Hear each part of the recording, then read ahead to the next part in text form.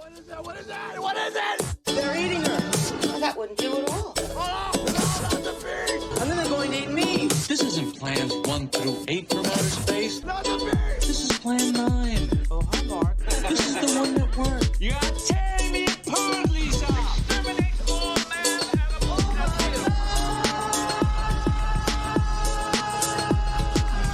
I'll have my revenge, and Deathstalker too.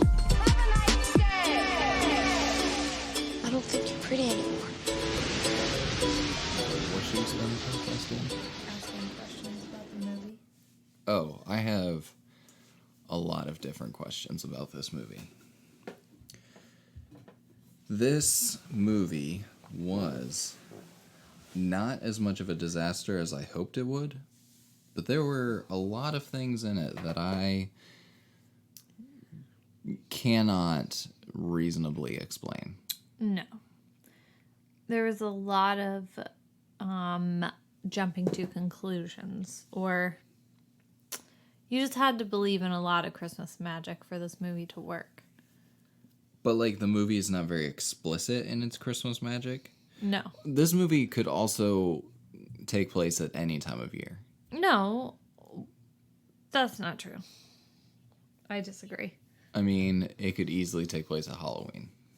No, because she said that, like, he was promised he would be home for Christmas.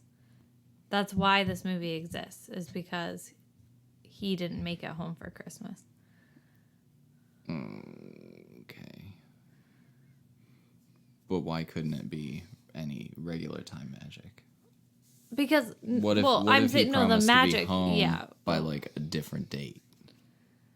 Yeah, but then that wouldn't really work, because then you don't have the 12 Days of Christmas song. You don't have Yeah. Magical Christmas. We'll get into that for a second.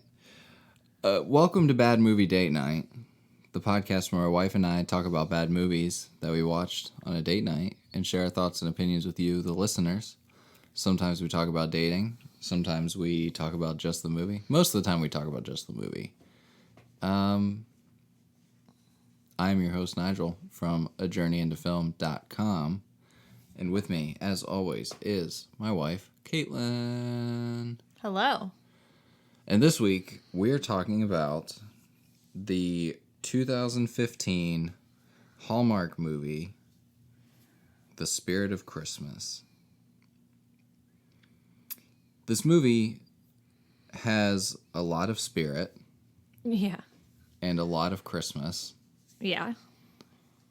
But my first question regarding this movie is, why is it called The Spirit of Christmas? Because he is not the spirit of Christmas. Right. Do you think they meant the ghost of Christmas, but that's already a movie, so they're like, the spirit of Christmas, that'll be fine. I think there are a lot of moments in this movie where I think they were trying to be clever, and I think the title is where they started trying to think that they were being clever. But they were not. But they were not. Because the moral of the story is not to learn what the meaning of Christmas is. Mm-mm. So you're not learning about the spirit of Christmas in that way. What is the moral of this movie? If you love a ghost hard enough, they will stop be a being a ghost anymore. Oh, what are we teaching people? You know, this movie takes a huge leap in the love at Christmas time cliche. Yeah. Trope, whatever you Yeah. want to call it, where instead it's like, hey, here's a ghost that you can love for the rest of your life, rest of his life. Yeah. So let's back up for a second. Here is the basic premise of this movie. This guy died on Christmas Eve. In what year if you had to venture a guess? In 1919. Oh, you know that for sure? Yes, because the alarm code No. is the day that he left to go do his bootlegging That nonsense. seems why? I don't know, because they clearly did not have an alarm code back then. Right. So it's either like a massive coincidence or, again, someone thinks that they're being clever. Okay, so 1919, he died. 1919, Christmas Eve, he died. And for 12 days a year, from December 13th until December 24th at midnight, this ghost is allowed to come back. And he is a physical, tangible entity who can eat, but does not need to sleep. He can imbibe cocktails. Do you think he poops? I was just wondering that. I'm going to say he doesn't. He just eats food. Where does it go? I don't know, but he doesn't need to sleep, so it's not like he's burning off the calories or anything. That's so weird. The logic for that seems... The logic for If he this comes movie back as a seems ghost, questionable. I don't get it. Okay. You know what? We're 6 minutes in on this. Let's just jump to the end real quick.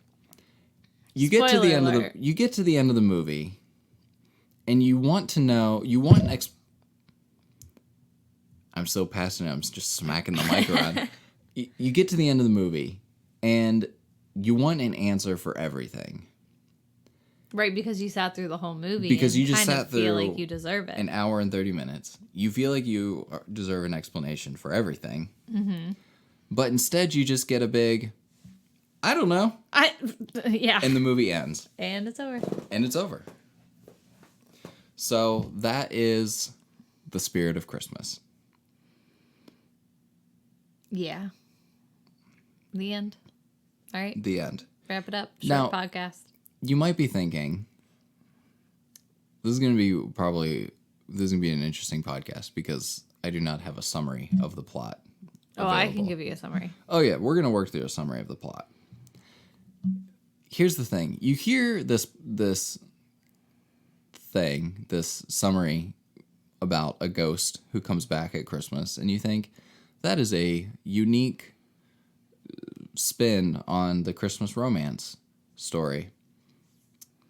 But here's where it is not. Because at its core, this movie is about the big city lawyer going to a small town and discovering the meaning of true love.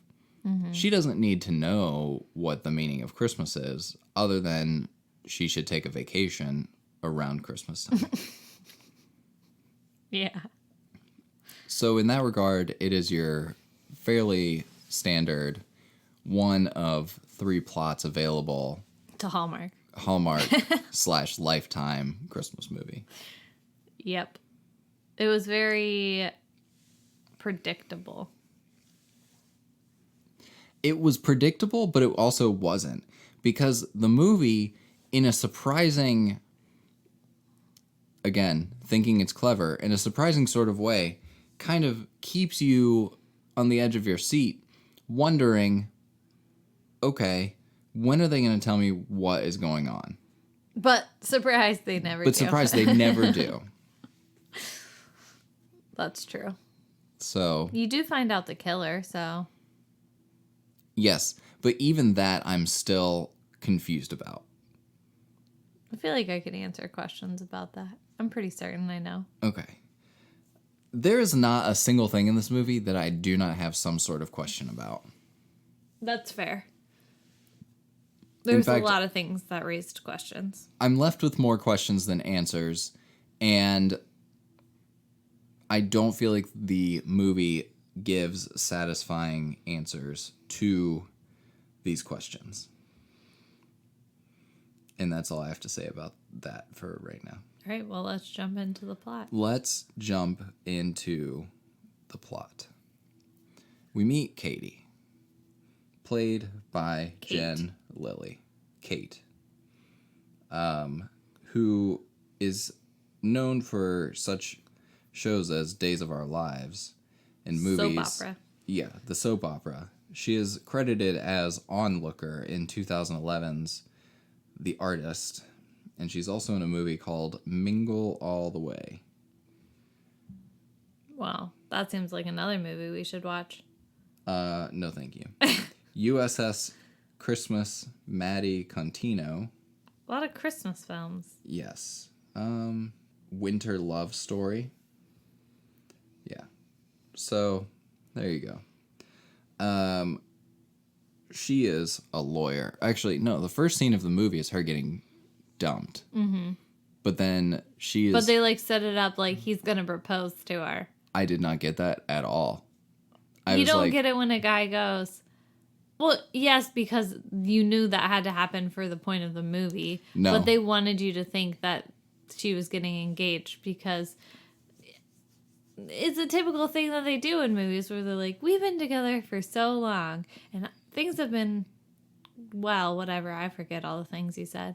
But it was, they wanted you to think that they were getting engaged. But because it's a Christmas movie and we know we can't have that, I knew it wasn't going to happen. Yeah, my mind during that scene was not even on the, oh yeah, they have to break up because that's what the movie What says. were you thinking? I was like, the second he opened his mouth, I was like, oh, he's about to break up with her. I don't know.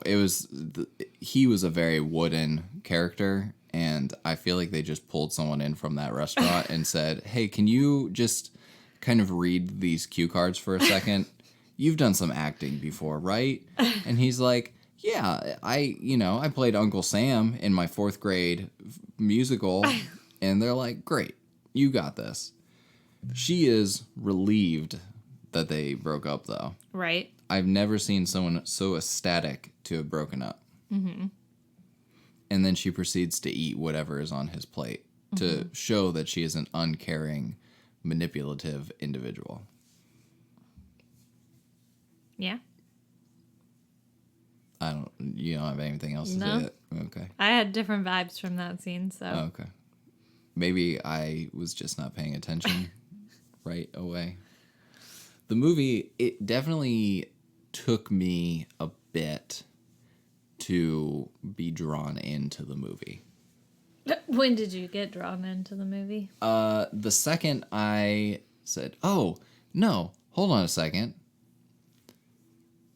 Let's back up for a second, because that's not the first scene of the movie. The first scene of the movie is our ghostly protagonist, Daniel, arriving back to this mansion, which is an inn, in 1919 on Christmas Eve. Mm-hmm. He sees a woman walk outside and hug a man. We do not know who these people are yet, so it's mysterious. And Daniel, for some reason, stops for an extended period of time to look at his pocket watch instead of continuing his trek towards this house.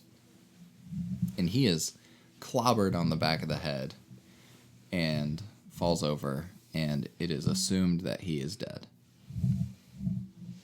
I forgot that was the first scene. Yeah. I mean, okay. How many of the great movies on our list have started with someone dying? Well, we watch a lot of horror movies, so... Yeah, that's true. I feel like horror movies usually start that way. I was going to say Face Off, but I realized that we haven't talked about Face Off yet. Face Off starts with a child dying, and it only gets better from there. Urban Legend. Urban Legend, Valentine, Blood Diner. House on Haunted Hill. That's actually it so far. What about the dolls? No one dies at the beginning of that. How about Deathstalker? No, that's the one that starts with them. Sleepaway Camp. Sleepaway Camp starts with several people dying. Mm-hmm. Deathbed. New Year's Evil. I don't remember how that one starts. Oh yeah, that black girl dies. Like right at the beginning. And Definitely Grease 2. And then the rest is rom-coms. So. What about Slice? I think Slice starts with somebody dying. Oh yeah, the guy gets turned into a ghost. Okay, so there are a lot of movies on our list that start with people dying, but they are in no way indicative of the remaining quality of the movie. Right. However, I would say that this one is probably up there in terms of starting on a death and being somewhat decent for me. I enjoyed this movie a lot. I'd probably watch it again. This one? Yeah, I'm just going to The jump Spirit out. of Christmas. I'm going to jump out there and just say that right now. The didn't- Spirit of Christmas is my Christmas perfection. I didn't think you liked this movie.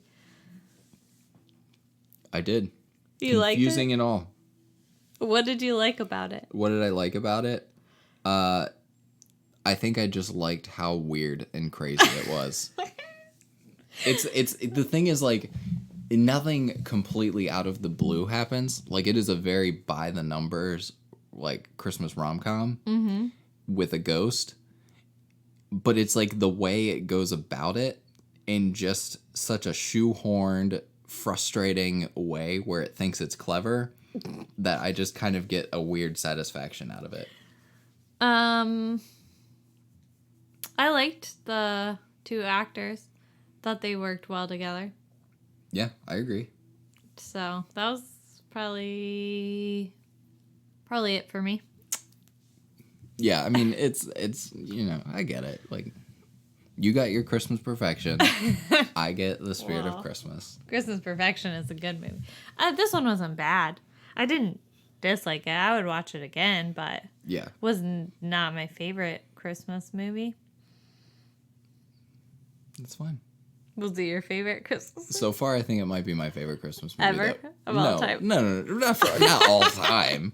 But that we've watched for the podcast. Oh, okay. We should do Love Actually. People would be very mad at us, but I think it's a bad movie.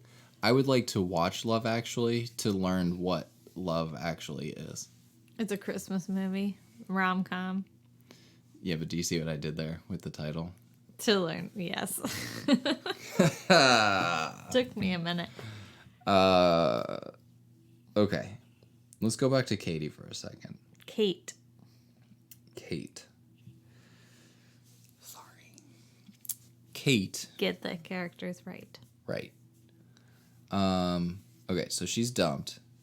We see her next at her big shot lawyer office. Mm-hmm. And her boss says, hey, we have this inn that we need to sell because of this trust, and I want you to do it, and we're having a hard time getting people to appraise it because it's haunted. And if you do it, I'll make you a big promotion. I don't. But he remember doesn't. what It's the not title like was. I'm gonna make you promoted. It's I will put in a solid word for you, Right. which means they might as well have just said you'll get a promotion if you do a good Right. job with this, Right. because there was no point in saying maybe you won't get it. Right. We don't know, because these movies dictate. Also, we were not introduced to any other character. I That's think there's true. like 5 people on set. So There's literally, this movie has like 10 people credited, yeah, if that. not a lot of people. There are not a lot of people. I was actually surprised when some of the characters early in the movie show up again. Mm-hmm. So she goes to this inn. We know that we're somewhere in Massachusetts because The inn's in Boston. No, she works in Boston. Yeah. Which, here's a fun fact about this movie. This movie was filmed at Proctor Mansion Inn in Wrentham, Massachusetts. And there's not a real ghost story with the Proctor Mansion Inn, but there are several references throughout the grounds to Carl BFC 1861. The inn was constructed in 1861, but there is no record of anyone named Carl working on the house, and no one knows what BFC means.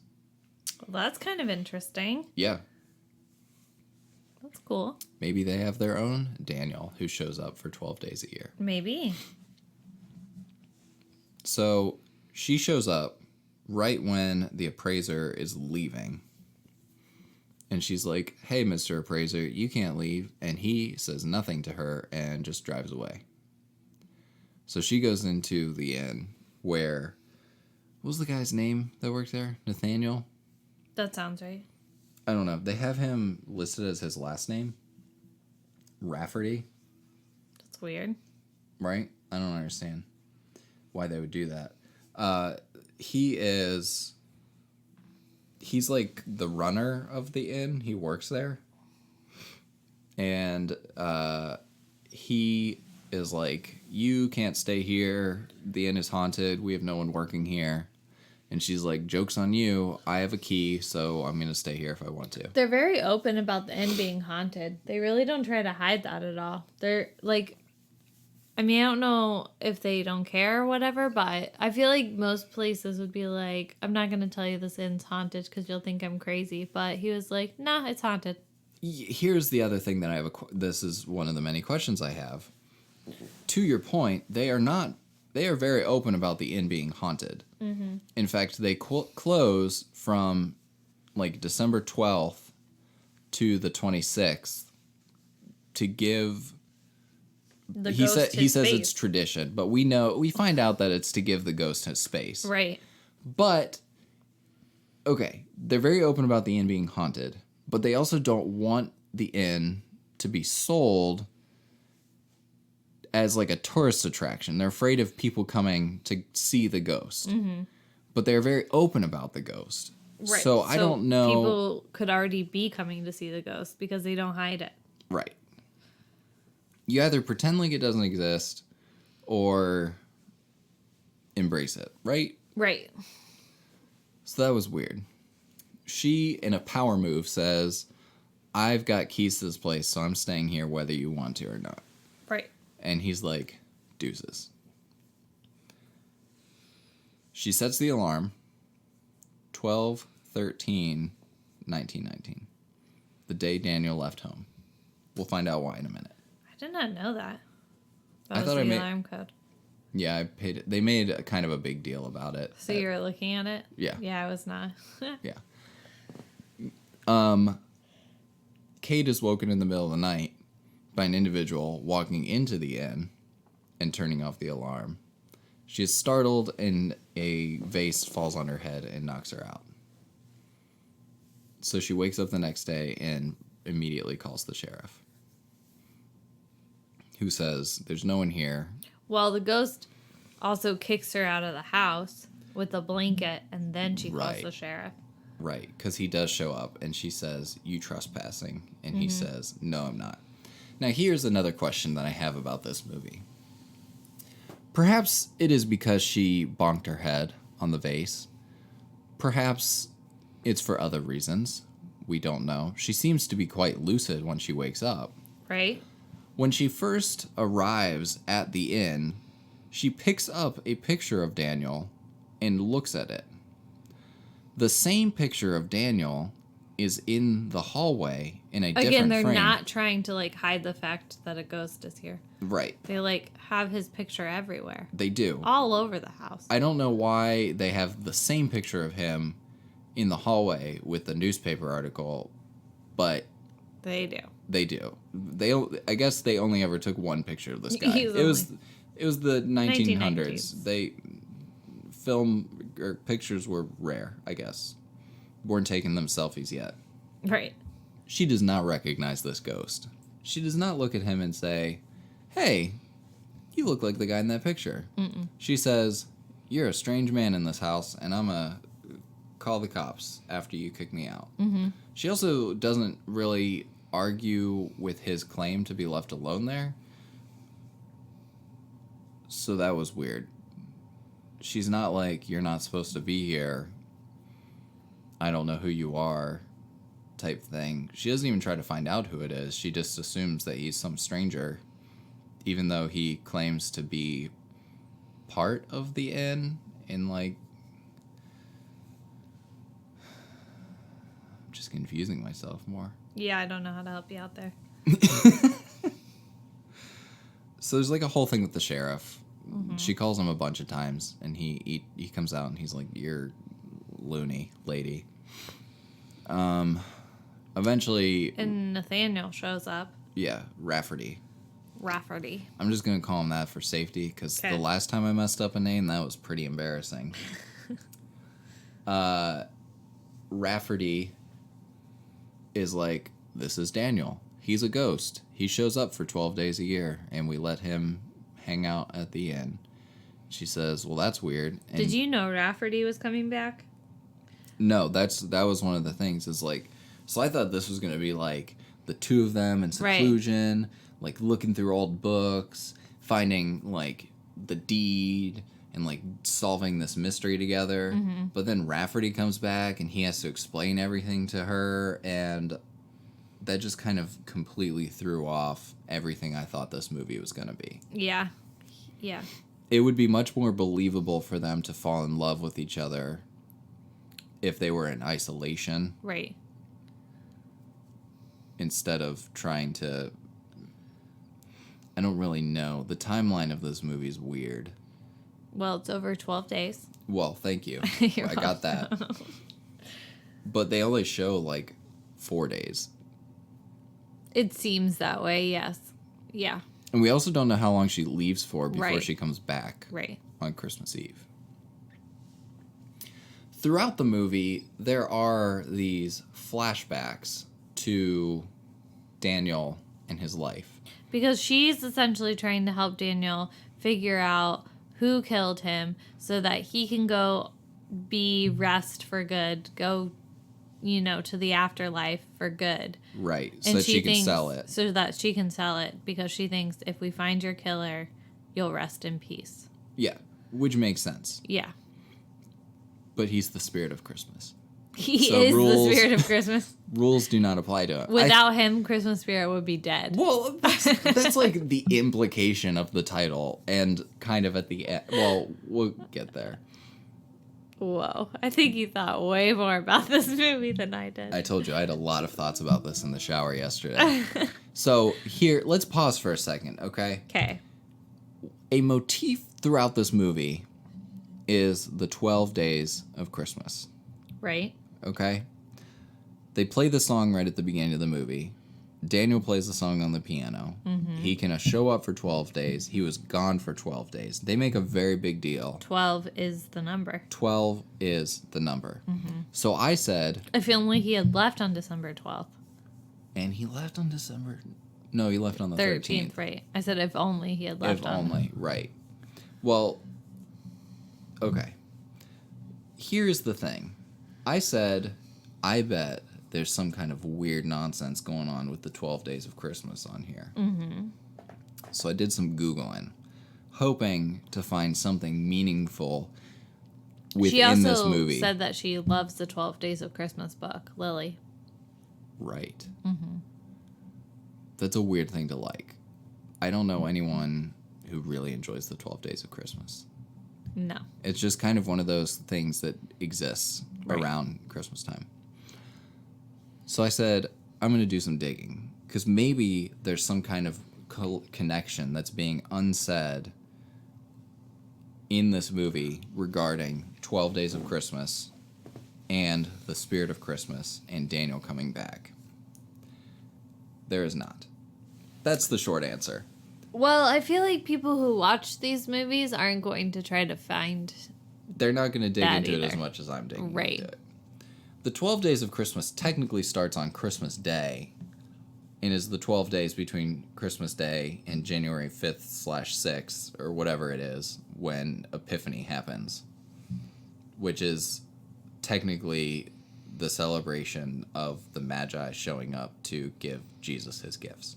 I did not know that. It's like a whole thing where some denominations of churches, they do like a bunch of feasting during that time. They have like a bunch of different feasts, one for like every day, and some are like no, we're gonna fast during this time. And Those two very different extremes. it is. But then at some point, because of how commercialized Christmas is, and because we focus more on Santa Claus than the actual like Christian aspect of things, the 12 Days of Christmas then became the 13th through the 25th. Oh. So I guess it has the 12 days in that regard. What were we supposed to do? Are we supposed to do something the 13th through the 25th? No, it's just Those are 12 days before Christmas. that's essentially what it's become at this point. All right. But like sometimes they'll do like multiple days of gifts. during the OG 12 Days of Christmas. I'm gonna start that tradition along with with myself. feasting and treat yourself. 12 Treat days style. So that was an interesting little bit of history that had no bearing on this movie. They just said, you know what sounds cool? 12 Days of Christmas, Spirit of Christmas, he's a ghost, 12 Days of Christmas. Okay.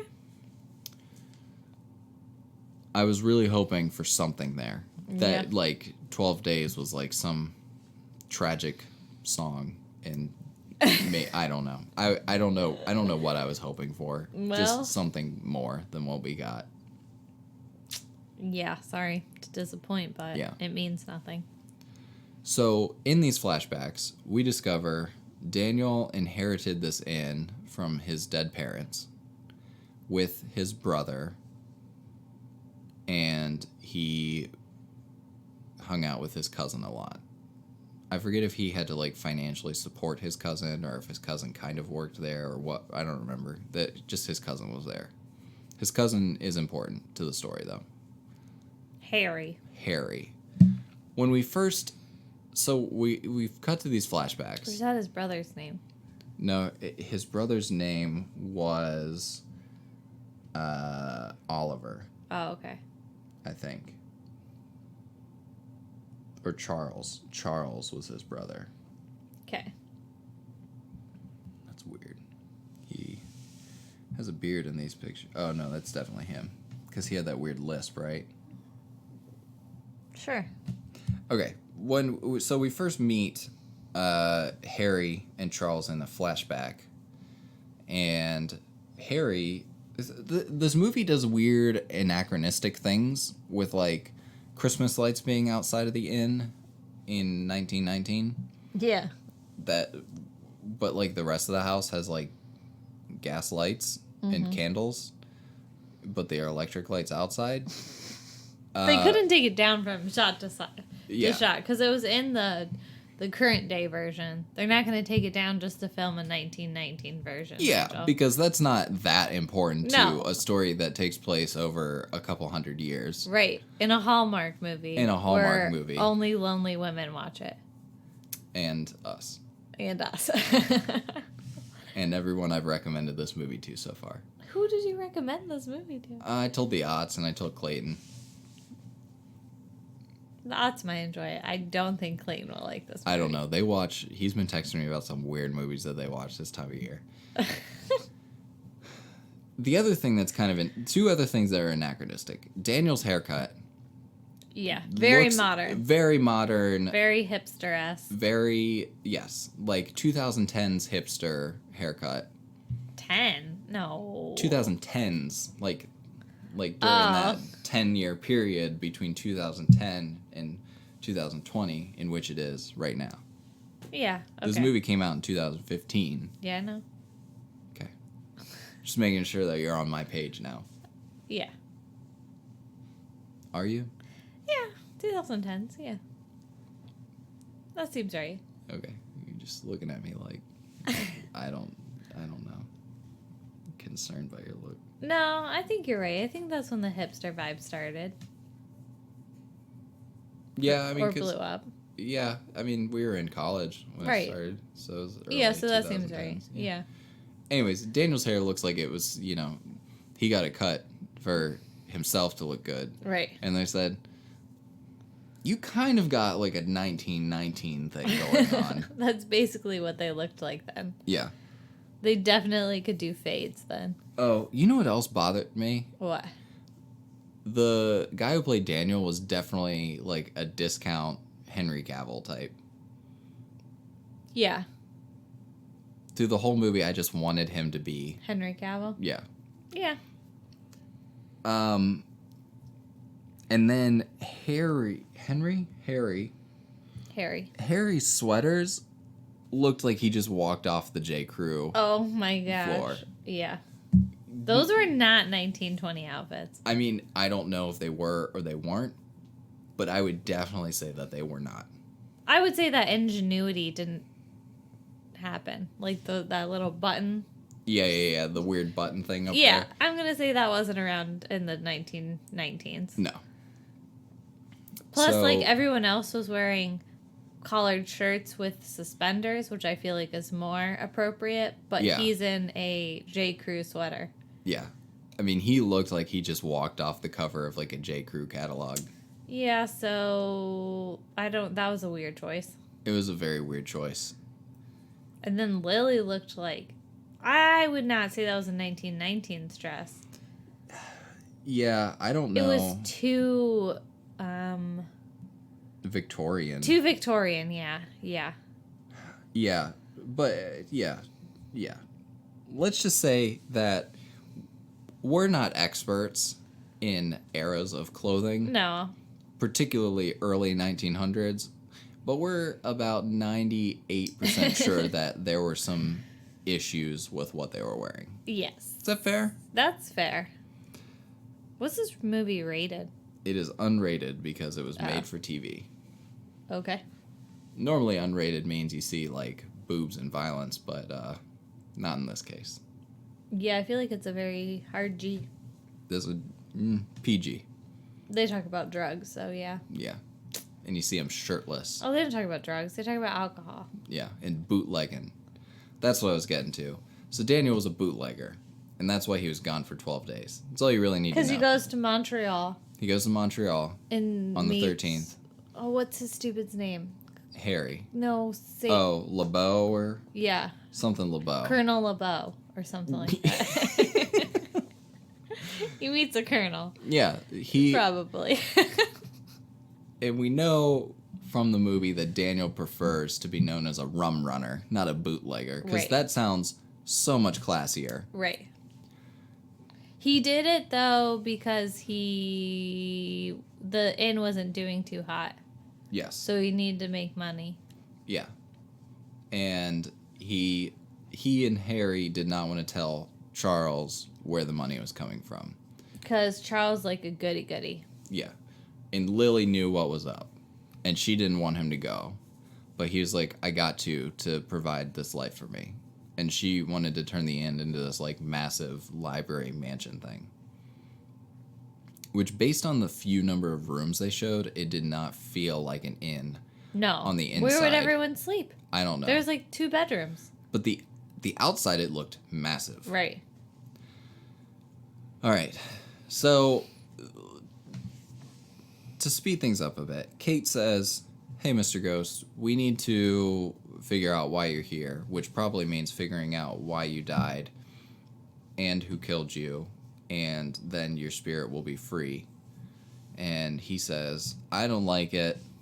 I just want to spend 12 days reading and gorging myself. But Because he loved grilled cheese. he loved grilled cheese and Do you eating think they whole had chickens. grilled cheese in 1919? I mean, he could have found it like in years to come. I'm just asking a question. Yeah, but like if they left the inn, if he was alone for those 12 days and no one was around, who taught him what grilled cheese was? True. It's not that. Maybe he picked up like a cookbook back in the day. Maybe. And that goes back to my thing. He's got that shelf full of books at that one point. I would love to just see like some random modern books on there, like the Da Vinci Code or Martha Stewart, or not Martha Stewart's, Betty Crocker's like Right. entertainment book or whatever. Like, it'd be funny. He doesn't want to read the same books for the entirety of his life. Right. Yeah. I just wonder when grilled cheese. I'm gonna Google it. I need to know when grilled cheese became a thing. Okay. I can keep talking though. Yeah, we'll see. Okay. So he agrees to it begrudgingly because he doesn't want to. Okay. That was fast. Although no one can pinpoint the precise origin of grilled cheese, the sandwich became very popular in the 1920s. When scholars speculate some enterprising individual came up with the idea to make grilled cheese sandwich, and it quickly spread commercially. So it's not unreasonable that he maybe No. knew about it Yeah, beforehand. so it's not. That's neat. Even I though it didn't took know that. off in the 1920s, which Yeah. was after he died. Right. But that's fine. Because Henry could have taught him, though. Because Maybe- he did meet up with Henry every year after he died. No, he didn't know that Harry was there. Yeah. That was the whole twist at the end. No. When Henry was still alive, or Harry, whatever his name is. Oh, yeah. He met up with them, so he could have taught him how to maybe make grilled Harry cheese. brought him some Montreal grilled cheese. Right. Yeah, okay. Okay. Where are we? What are we talking Sorry, about? I derailed us, but I need No. to know when grilled cheese became It's a fine. thing. So, along the way Mm-hmm. of things get kind of muddled because they throw a party at their place because Molly's pub floods, and she's like, "We should do it in the Who's ballroom Molly? here." Molly is the pub owner next door that Rafferty has a crush on, and Molly has a crush on Rafferty And the sheriff's sister. and the sheriff's sister. Right. I forgot about that. Thank you. Mm-hmm. So they throw this party because Daniel feels the need to show off his bartending skills. That's pretty much it. That's why Yeah. they have the party. He's like, "You don't know how to have a proper cocktail. I'm going to show you how to do it." Because all bootleggers know the cocktails. He did. He did. And nothing is more appropriately hipster than him knowing all these like 1919 cocktails. I imagine And that, making them in mason jars. and making them in freaking mason jars. Hipsters love their mason jars. That honestly, seeing that in this movie disgusted me.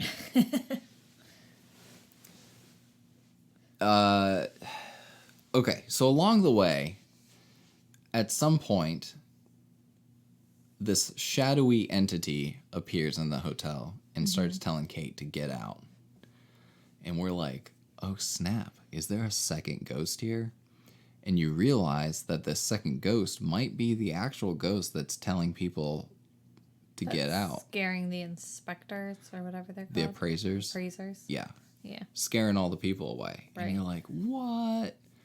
Because Daniel only shows up for 12 days a year. Are they only there for 12 days? The specters? The ghosts. No, I other think they're there all the time. Then why do they only scare people sometimes? Why don't they scare the ghost? Or the guest, I mean. I don't know. Okay. Well, that doesn't make sense. Well, this movie doesn't make sense. And so the mystery then becomes, well, maybe this other ghost is who killed you. Right? And we have to figure out who it is. There's also this weird C-plot about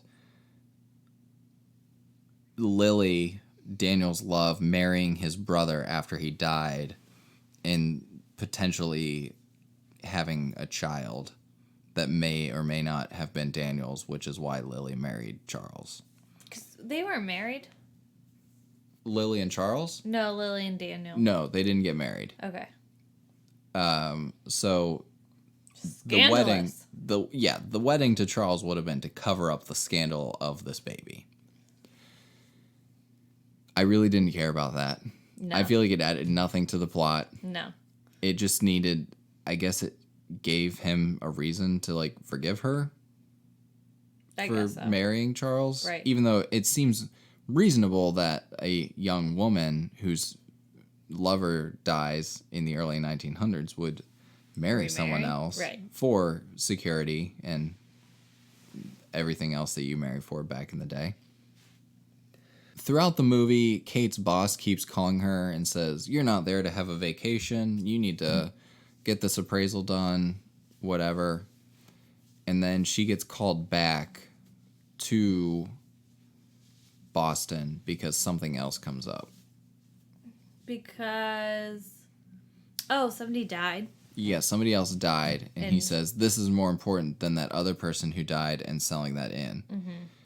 I thought it was reasonable for her to want to be at the inn while trying to sell it, Right. but the he boss did not, think did that not way. agree with that. So I don't know what was going on with that.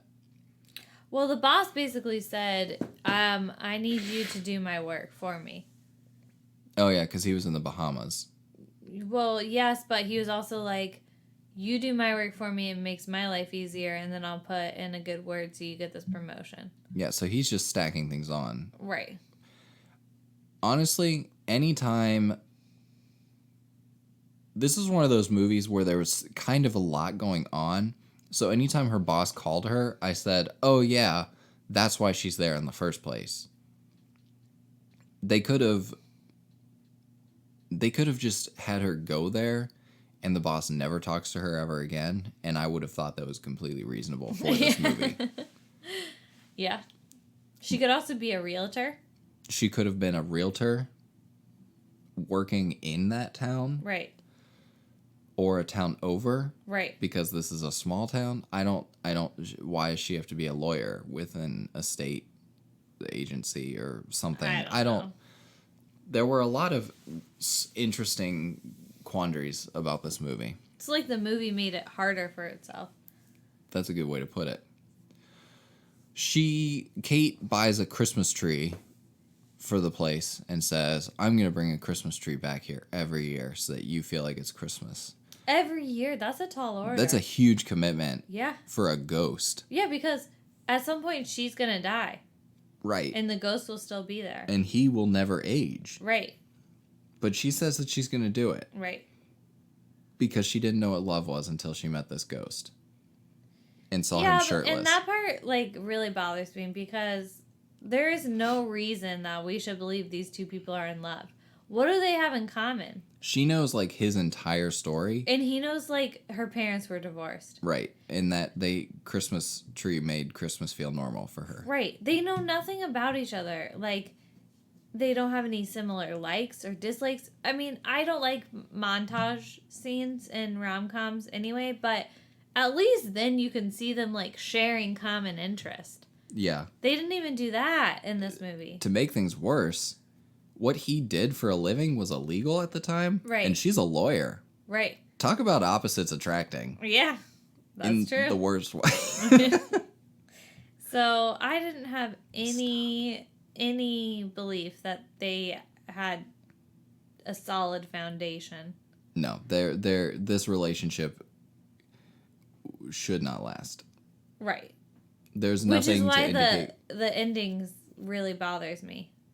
Not the very ending, but yeah. There are parts of the ending that are problematic to the continuation of their relationship. Well, yes, but also he could have left with Lilley, who was his true love. Right. I think he should have done that. That would have made so much more sense. Right. All right, let's just skip to the end. Okay. So... Because nothing else. They have a party. Right, okay. Another So she has to party. go back to Boston. He gives her his pocket watch. He's like, it might disappear when you leave. Because that's what happens to him when he tries to leave. He disappears and shows up back in the house again. Doesn't make sense because he wasn't killed in the house. He was killed outside of the house. And arguably hundreds of yards away from the house. But so why he shows up in the house, I do not know. He should show up where he died. Right. Maybe that's why he was in the woods at the end. It reset because it was a new day, and he was in the woods. That's my But explanation is he a person, for it. though? Yes, he's a person. So is he gonna age? Probably. Hope. Yeah, I think we're supposed to. Okay, we'll get there in a sec. We're getting ahead of ourselves. Okay. So she says, "Boss, I'm going back to the inn." Mm-hmm. To finalize a sale because Daniel called an appraiser to come look at the house. And then we find out that Rafferty and Molly are going to buy the inn and run it together. Mm-hmm. At one point you think that something's going to happen and Kate's going to buy the inn through like lawyer magic, but that's not what happens. That would have been a more satisfying ending to this movie. Yeah, I think Kate in should many have regards. bought it, but... Because then it would make sense. And I think Daniel should have left. Well, with even Lilley. if, like, whether he stayed or left, if she had managed to buy the inn, then she could have the whole Christmas tree every year thing, and Right. like a pseudo relationship for them would have made sense at that point. Eh. In a weird roundabout sort of way that makes sense within this movie's logic.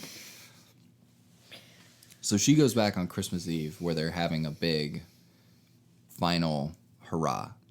Daniel's supposed to disappear at midnight because that's when he died. Midnight, Christmas Eve. If we have not stressed that enough or said that already. Another 12. Another 12. while he's there, he feels the hand of Lilley touch him. Oh, so Daniel and Kate are dancing, and then the sheriff comes over and says, "Hey, Kate, let's dance." It was so awkward. And it's kind of like, this is the equivalent of that. It's like, hey, you remember when I answered all those calls to check out the intruder and no one was here? Let's dance. Yeah, that was a little weird. I think they just needed a reason to get Daniel alone. Yeah, I think so. But that I he feel could like experience Rafferty could have. It would have made more That would sense have for made more Rafferty. But that couldn't happen because Rafferty had to dance with Molly and finally get their relationship off the But what ground. could have happened is like Hannah and Rafferty could be dancing, and Hannah could have. Who's Hannah? Or I mean, I don't know. Kate. I think Hannah's the other girl. No. Rafferty's girl. Molly. Oh, I don't know. Okay, You're just listen. adding characters to the movie. Listen. All right. This movie needed more characters. Kate and Rafferty could be dancing. Kate gives Rafferty the encouragement to go dance with Molly. Makes Then sense. she breaks free to go back to be with Daniel. But didn't Daniel encourage him to go dance Yeah, with but we didn't Molly? really need that. Why did we need that? It could Yeah, have been that's done with true. Kate, so. Yeah. Boom. Okay, so Daniel's by himself now. Through this movie's weird serpentine logic of Again, getting... it made it harder for itself. I just simplified that. You did. Like I said, they thought they were being so clever with this movie. Daniel feels Lily's hand on his and looks up. She's not holding his hand. She's now across the room. Mm-hmm. Why? I don't know. He could have just looked up and seen her. And then he follows her. And then Kate goes after him. And to try and simplify this whole process, we find out that Harry killed him.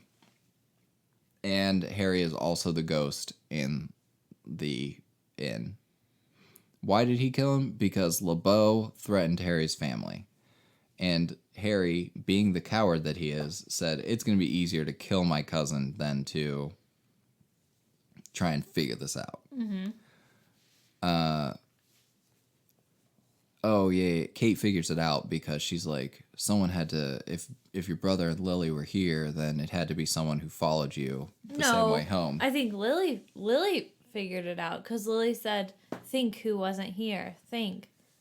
I don't remember Lilley saying anything in this movie Yeah, she other goes, than it's your choice or whatever she said at the end. No, so she goes, think Daniel, who wasn't here. And then that's when he starts remembering Lilley and his brother on the porch. Right. And then he's like... Oh, yeah, because he goes outside and he sees them. Mm-hmm. And so he's like... So she's like, who wasn't here? And he was like... And then he was like, it had to be somebody that knew my route. And then that's how he... Yeah, and Kate's watching this whole thing go down. Yes, and she's just watching. Yeah. So Harry is like, I stayed here because my fate was tied to yours. And Basically, Daniel's- he was too chicken to go to the afterlife because that's he didn't pretty want much to what get happened. judged. Daniel's like, yeah, that's not true. Just go get judged for killing me. You're not a bad person. You killed me. Yeah. And it's like, well, he was involved with a lot of illegal people. Yeah. So And he we killed can't her. really say that. So... You know, but Harry goes off into the afterlife.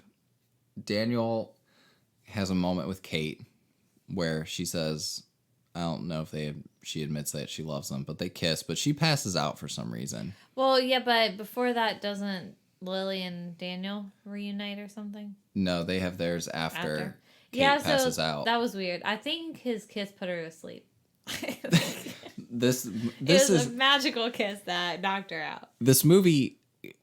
It reaches a point.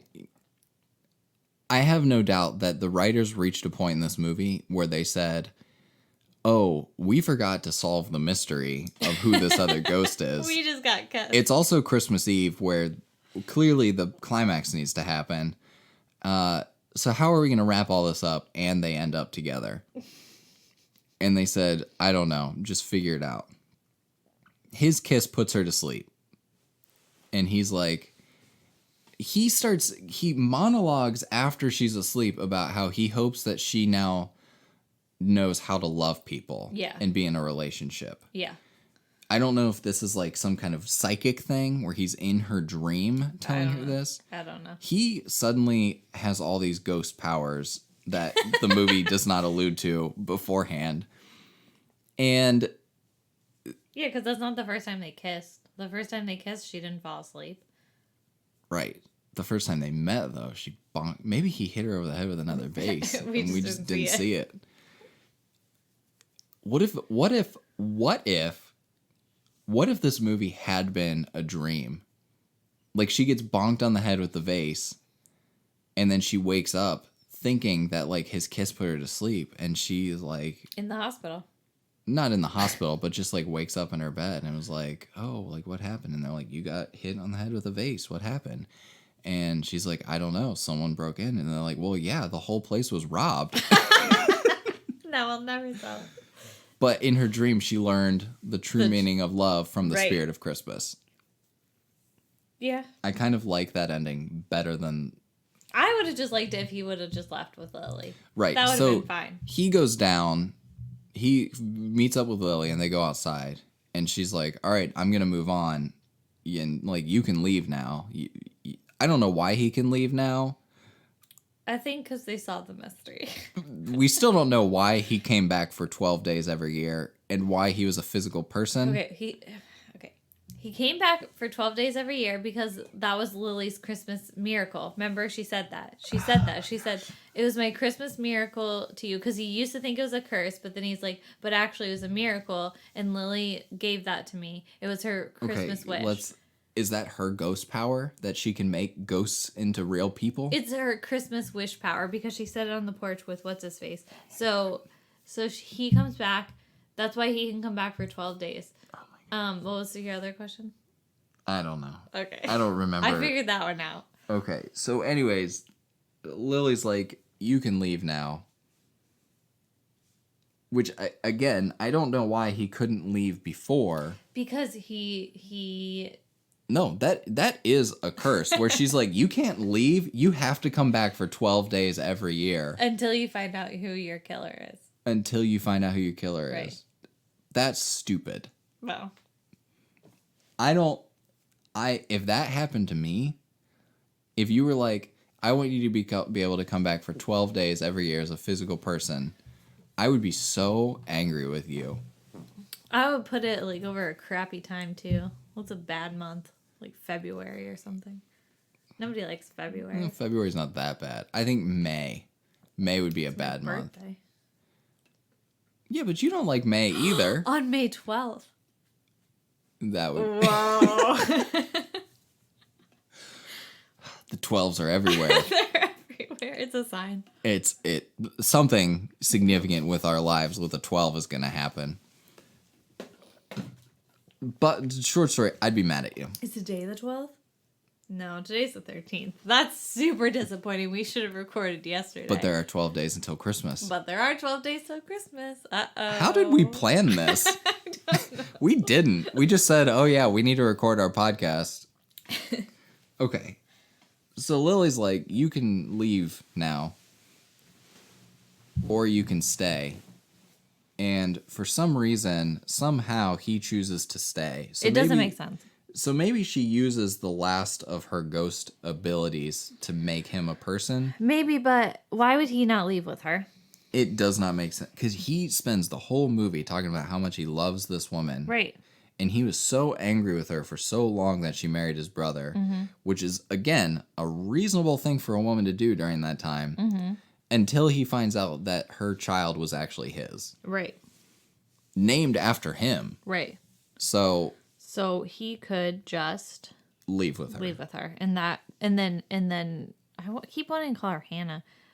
Kate learns the true meaning of love, and then we see her go back to the city and like bump into a guy, and then we're like, oh, we don't need to watch the rest of it. We know that they're probably gonna fall in love or something because now she knows how to love. Exactly.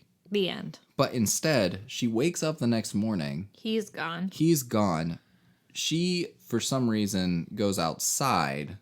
Yeah, I don't know why. And he is walking out of the woods in a new hat. Yeah, where do you get that hat? And they embrace and kiss, and the movie ends. Yep. We don't know if he's a real person now. No, we don't know. The implication is that he can... Because of the implications. Because of the implications. In him walking from out of the woods, he can leave the property now. Right. But we don't know if he's going to age. Right. We don't know if, we don't know what kind of future there is for him.